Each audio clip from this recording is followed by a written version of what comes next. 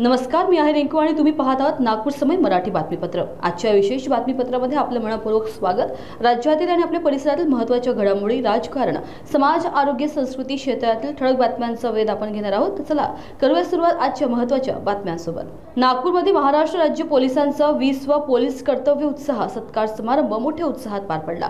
यावेळी आपल्या कार्यक्षेत्रात उत्कृष्ट कामगिरी करणारे अधिकारी आणि पोलीस जवानांचा गौरव करण्यात आला। हा कार्यक्रम नागपूर पोलीस मुख्यालयात पार पडला, ज्यामध्ये पोलीस आयुक्त रवींद्र सिंगल प्रमुख पाहुणे म्हणून उपस्थित होते। नागपूर पोलिसांनी पुण्यात झालेल्या फॉरेन्सिक, फिंगरप्रिंट आणि तांत्रिक स्पर्धांमध्ये 11 पदक जिंकत चमकदार कामगिरी केली। या विजेत्या पोलीस कर्मचाऱ्यांना सीपी रवींद्र सिंगल यांच्या हस्ते पदक प्रदान करण्यात आली आणि ट्रॉफी देऊन सन्मानित करण्यात आले। आपल्या भाषणात त्यांनी सांगितले की नागपूर पोलिसांनी तांत्रिक आणि संशोधन क्षेत्रात दाखवलेली गुणवत्ता हा संपूर्ण विभागासाठी अभिमानाचा विषय आहे।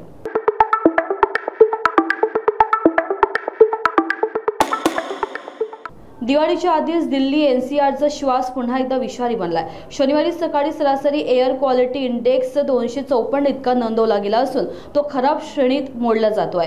तथापि काही भागातील स्थिती याहूनही गंभीर आहे। आनंद विहारमध्ये AQI 390, वजीरपूरमध्ये 351 आणि जहांगीरपुरीत 342 इतका नोंदवला गेलाय, जो अति खराब श्रेणी म्हणून मानला जातो। प्रदूषणाचे प्रमुख कारण म्हणजे वाहनांचा धूर, बांधकामातील धूळ आणि परळी जाळण्याच्या घटना। तज्ञांच्या मते PM2.5 आणि PM10 कणांची पातळी WHOच्या सुरक्षित मर्यादेपेक्षा अनेक पट अधिक झाली आहे, ज्यामुळे श्वसनाचे आजार आणि डोळ्यांची जळजळ वाढली आहे।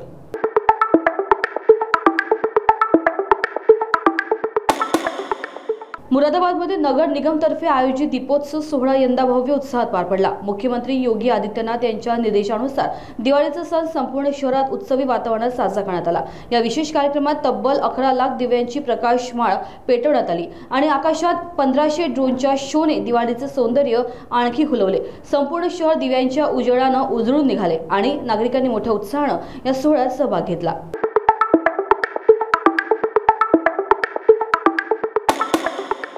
दिवाळीच्या आनंदात संपूर्ण देश मग्न असताना नंदुरबार जिल्ह्यातून एक हृदय पिळवून टाकणारी घटना समोर आली आहे। चांदशेली घाटात भगवान अस्तंबा ऋषी यात्रेला जाणाऱ्या भाविकांची पिकअप जीप खोल दरीत कोसळली। मिळालेल्या माहितीनुसार या भीषण अपघातात 6 जणांचा जागीच मृत्यू झाला, तर 15 ते 20 जण गंभीर जखमी झालेत। सर्व जखमींना तात्काळ तळोदा ग्रामीण रुग्णालयात दाखल करण्यात आले। घटनेची माहिती मिळताच पोलीस व स्थानिक प्रशासनानं घटनास्थळी धाव घेत बचाव कार्य सुरू केले। या दुर्दैवी घटनेमुळे दिवाळीच्या सणावर मृतक आणि जखमीच्या कुटुंबावर शोककळा पसरली आहे।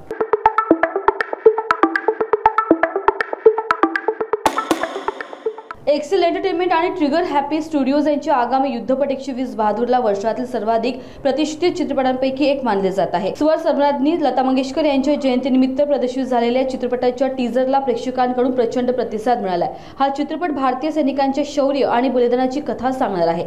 चित्रपटाचे दिग्दर्शक रजनीश रेजी घई यांनी सांगितले की या युद्धात 120 पैकी बहुतेक सैनिक शहीद झाले। आम्ही जेव्हा हे दृश्य चित्रित आणि एडिट करत होतो तेव्हा डोळ्यात अश्रू आले। ते क्षण अतिशय भावनिक होते।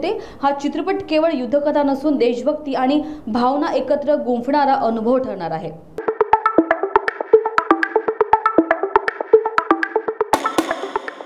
बिग बॉसच्या या आठवड्याचा भाग घरच्यांसाठी तणावपूर्ण ठरलाय। अमाल मलिक आणि फरहाना भट यांच्यातील तीव्र वादामुळे घरात वातावरण चांगलेच तापले।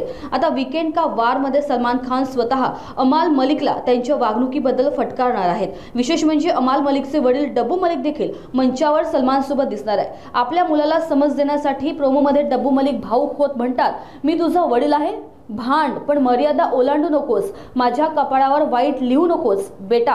हे ऐकून अमाल आणि त्यांचे वडील दोघेही अश्रूंनी भरून येतात, तर सलमान खान अमालला शेवटची कडक चेतावणी देताना दिसतोय।